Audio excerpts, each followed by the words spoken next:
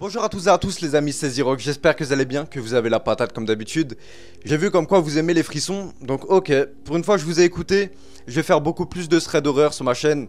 Donc si tu kiffes ça, abonne-toi et mets un like, n'oublie pas de mettre le like, bon à la limite plus tard, mais n'oublie pas de le mettre, fais pas le radin s'il te plaît.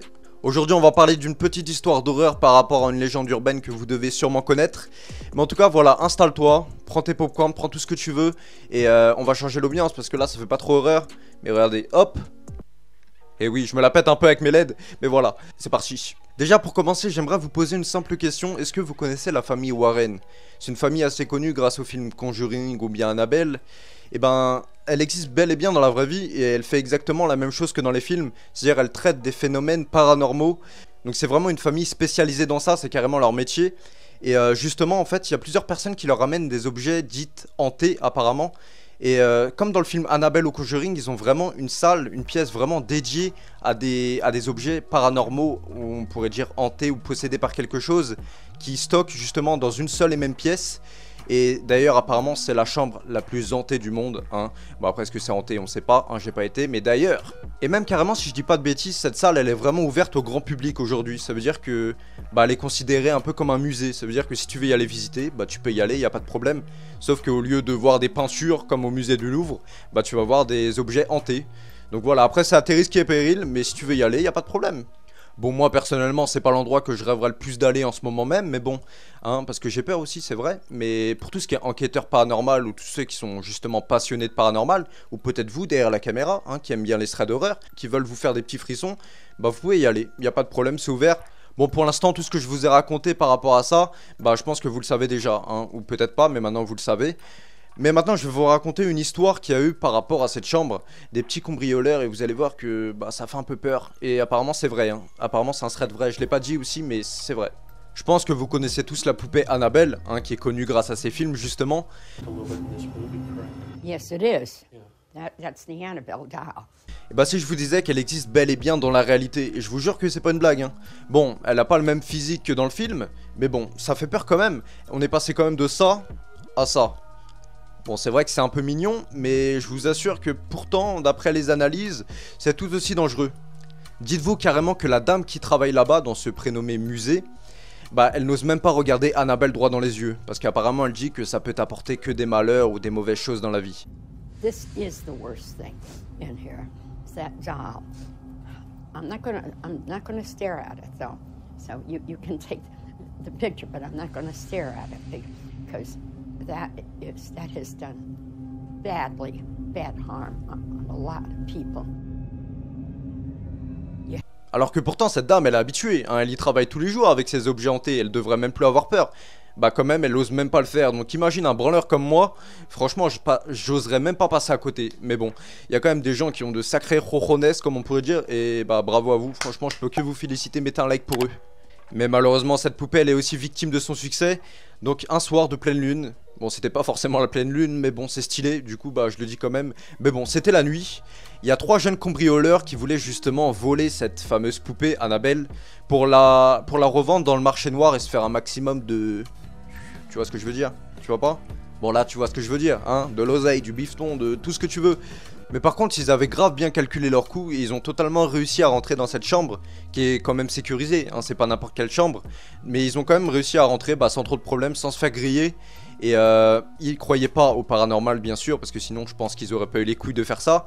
Mais il y en a quand même un des 3 justement qui se méfiait un peu de tout ce qui est paranormal. On va l'appeler d'ailleurs Loïc celui-là, parce qu'il est un peu plus différent que les autres, il a un peu peur alors que les autres bah ils y croient pas, tout ça pour eux c'est que du pipeau. Bien sûr, ils connaissaient bien l'endroit aussi et ils sont équipés d'un brise-vitre, hein, parce que toutes les objets de cette chambre, on pourrait dire même les entités, sont cachés derrière une vitre, hein, pour pas qu'elles s'échappent, parce que il se pourrait, on sait pas. C'est vraiment des objets un peu chelous. Et donc ils vont commencer à casser, mais ils vont s'en rendre compte comme quoi la vitre, elle est, bah c'est du solide, hein, c'est du double vitrage mon pote, c'est du Bosch. Et pendant qu'il casse la vitre, Loïc il va remarquer un petit élément un peu dérangeant, c'est que la poupée va le suivre des yeux, mais vraiment, hein. Quand il va bouger, la poupée va le suivre comme ça, même incliner la tête. Donc Loïc là il va commencer un peu à chier dessus, on pourrait dire ça comme ça. Il va carrément prévenir ses potes en disant arrêtez les gars, c'est pas normal, il y a la poupée qui me suit des yeux. Là évidemment ses potes ils vont regarder la poupée, et cette bâtarde de poupée tu sais ce qu'elle va faire? va arrêter de fixer, elle va regarder tout droit comme une simple poupée. Du coup, bien évidemment, ses potes vont pas le croire et vont dire bon, tu racontes que de la merde, ils vont commencer à recasser la vitre. Donc après de longues minutes à essayer de casser la vitre, ils vont parvenir à la casser. Et justement la poupée du coup était sans protection. Et c'est Loïc qui s'est occupé de la récupérer. Du coup il a pris la poupée et s'est empressé vers la sortie pour sortir le plus vite possible, partir et ne pas avoir de problème, hein, bien sûr comme tout cambrioleur qui se respecte. Du coup il va commencer à sortir du bâtiment et il va tomber complètement dans les pommes. Sans aucune raison, enfin en vrai sans aucune raison. On peut dire que c'est la poupée, ou soit justement le stress du cambriolage, hein, ça peut être tout. Ou soit justement la peur aussi de cette poupée, mais c'est pas forcément la poupée en elle-même. On sait pas, mais c'est peut-être ça, hein, c'est quand même bizarre. Donc là les deux potes de Loïc c'est quand même pas des bâtards, hein, ils vont pas le laisser en plan comme ça. Ils vont récupérer Loïc et la poupée justement pour pouvoir le placer dans la voiture et pouvoir partir d'ici. Mais Loïc justement par chance il va réussir à se réveiller, hein, il était seulement dans le coma pendant quelques secondes. Mais il va se réveiller vraiment pas bien, un peu en sueur, vraiment paniqué. Comme si qu'il avait un mauvais pressentiment justement, il a fait un rêve on pourrait dire de cette poupée comme un peu destination finale. Et il va leur dire justement à ses potes de déposer la poupée et de repartir sans rien. Mais bien sûr, hein, ses potes, ils ont pas fait ça pour rien, ils ont l'adrénaline non plus. Du coup, ils vont pas écouter Loïc, ils vont le mettre derrière, la poupée dans le coffre, et ils vont pouvoir partir du bâtiment avant que quelqu'un découvre qu'ils ont été là, et qu'ils appellent les policiers et qu'ils soient dans la merde. Donc ils arrivent à partir. Du coup, quelques minutes de route plus tard, ils savent qu'ils se sont éloignés justement de cette chambre, la chambre des Warren, là où ils ont fait le cambriolage. Et du coup, ils commençaient un petit peu à se détendre, hein, à baisser un peu leur garde, même on pourrait dire.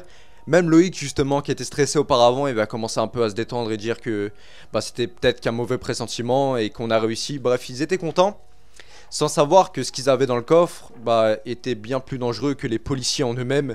Mais bon, hein, voilà, toujours écouter les histoires d'ailleurs, écoutez mes histoires aussi c'est bien. Mais bien sûr on est dans une histoire d'horreur et rien ne se passe comme prévu, malheureusement. À un moment ils arrivent sur un pont en voiture et les deux pneus avant vont complètement exploser sans aucune réelle raison en fait.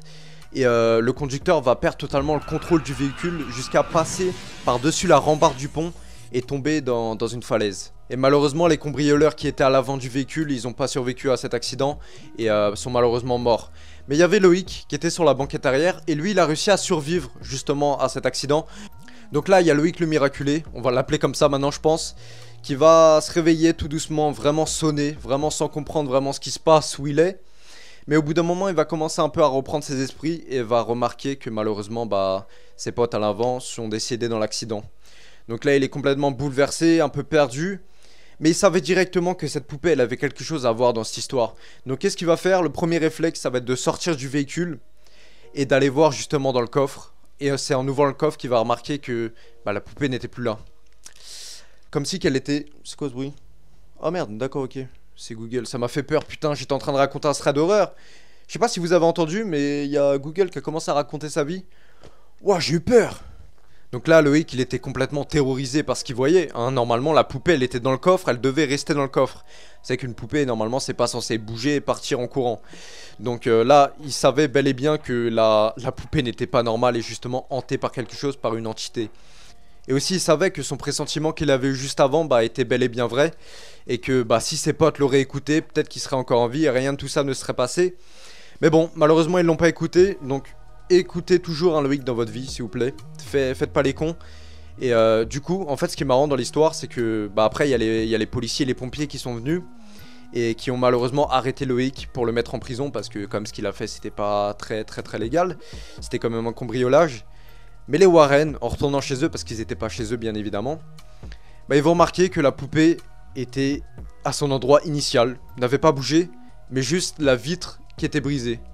En gros, comme si la poupée, elle était revenue de elle-même dans sa vitrine. Bon, c'est pas Carglass non plus, elle a pas réparé la vitre, mais c'est quand même bizarre, je pense qu'il n'y a aucune explication à ça.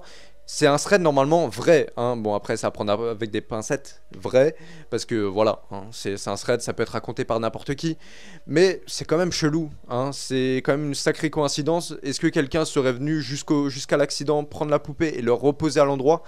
Ça m'étonnerait quand même beaucoup. Après à vous de faire vos avis, vos théories. En tout cas, malheureusement, ça va être déjà la fin de ce thread. Et bah, je reviens très bientôt pour vous raconter d'autres histoires comme ça. En tout cas, si t'as kiffé, n'hésite pas à mettre un commentaire, à t'abonner ou à liker comme tu veux. Si je le mérite, hein, sûrement peut-être. Ou peut-être que je le mérite pas. Et si je le mérite pas, bah fais-le pas, tout simplement. Et puis voilà, c'est la fin de cette vidéo. J'espère que vous avez kiffé encore une fois. Et puis on se retrouve très bientôt pour de prochaines vidéos. Portez-vous bien.